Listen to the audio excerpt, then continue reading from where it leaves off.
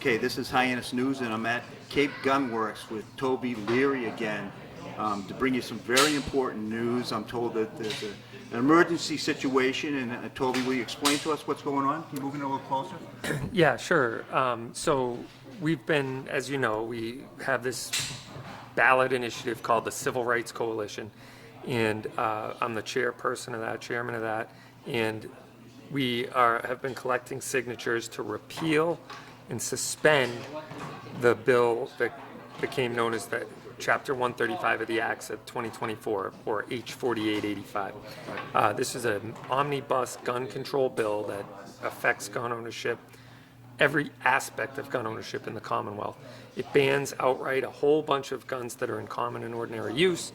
It makes licensing requirements, it has new training requirements, live fire requirements, it has reporting, it has all kinds of new provisions in it, all to make it so that people who are lawful, peaceful gun owners are now have more hoops to jump through and to exercise the right to keep and bear arms. This bill didn't take any focus on the criminal aspect of crime with firearms. It doesn't have any stiffer penalties or longer sentences for people who use guns in the commission of crimes. All it does is make it harder for good people to buy guns. And so we have decided to exercise our constitutional rights to recall this bill. And we have a petition going that's throughout the state, over 800 volunteers. We're in 85 businesses. This has been going on a little over a month now.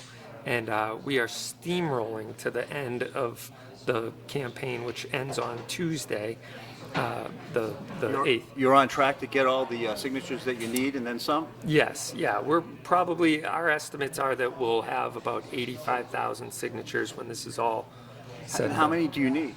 We need 49,716 to suspend it. We need 38,000 roughly to get it on the ballot.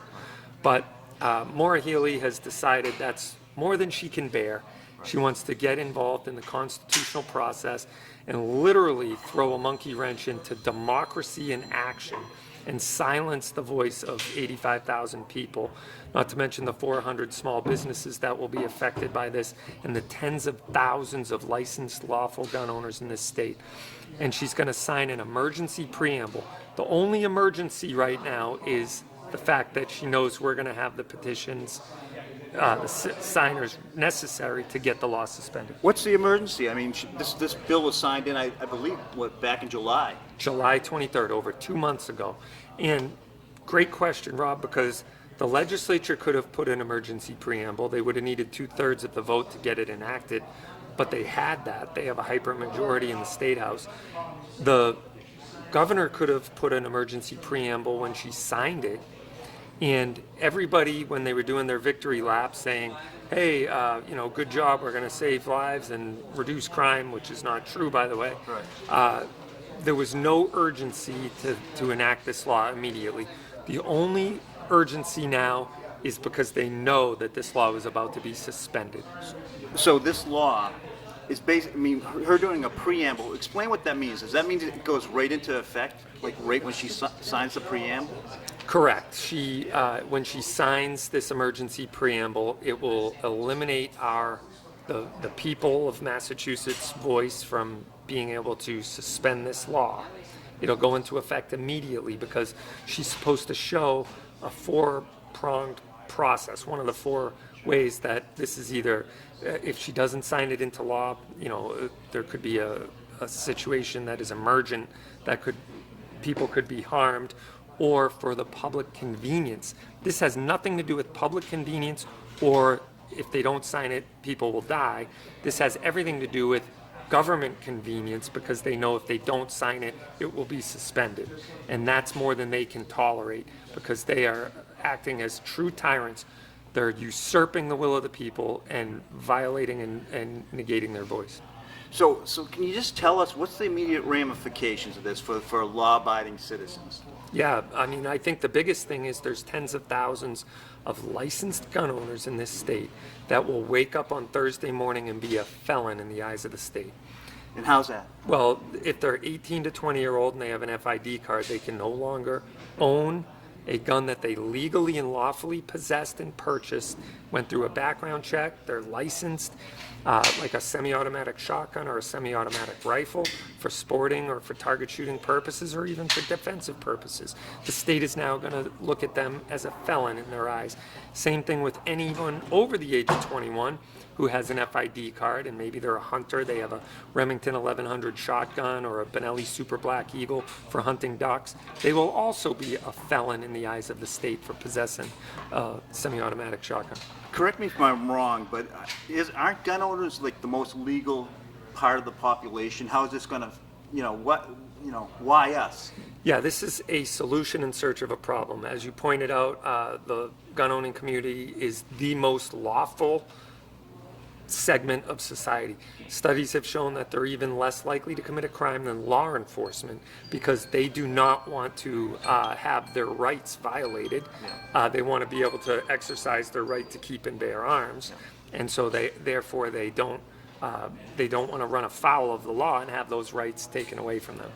There's so much to unpack here. I know you have to go on the air with the Howie Carr Show in a few moments here. And what's next?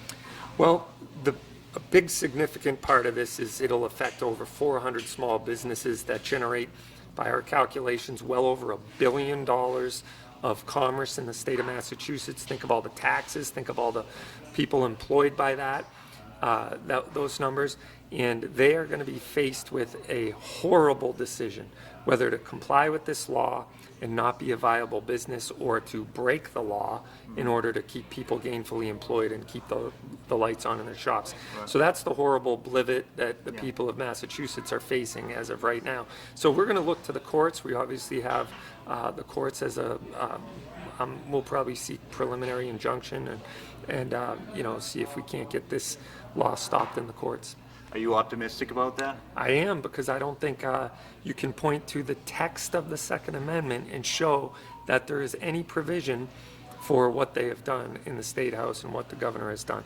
There's no provision in the Constitution for this. Plus, they can't point to a historical analog that is congruent with the laws that they've passed today from our founding history of 1791. It just doesn't exist. And so it's obviously unconstitutional on its face, and I believe the courts will see it that way. Any precedent to what she's doing? Has any governor ever done this? That's a great question. I don't know, and I know that I think we're in new territory for this state, where a governor would sign an emergency preamble retroactively 2 months after something's become law, not because there's truly an emergent situation bearing down on us, but more because they're afraid that we're going to win. And that's the definition of tyranny when, it's their way or the highway. Basically, she's silencing the voice of 85,000 voters. You've had a busy day, to say the least, from what I've heard and been told. I don't want to keep you too much longer, but thanks a lot. And anything else you want to conclude with here? I would say keep lighting up the switchboard at the governor's office, sending emails and calling and urging and telling her not to do this. Number one, they lack the constitutional authority to do it. There's no provision in the Constitution or any founding documents that gives them the privilege to infringe on any of our enumerated rights, including the Second Amendment, which has the verbiage in both the Mass Constitution and the Federal Constitution that says shall not be infringed. And send emails and spread the word of what's happening, and let's hold them accountable on November 5th. This is our chance to turn over those who have violated their oath of office and violated our constitutionally enumerated rights. It's time we take them we hold them accountable on Election Day. Very good, Toby. Thank you. Thanks a lot. I'll be back and we'll be speaking about this more, I'm Absolutely. sure. Thanks, Rob. Thank you. Yep. Awesome. Thank you so much. Our American Legion veteran outreach president sent us a tape today.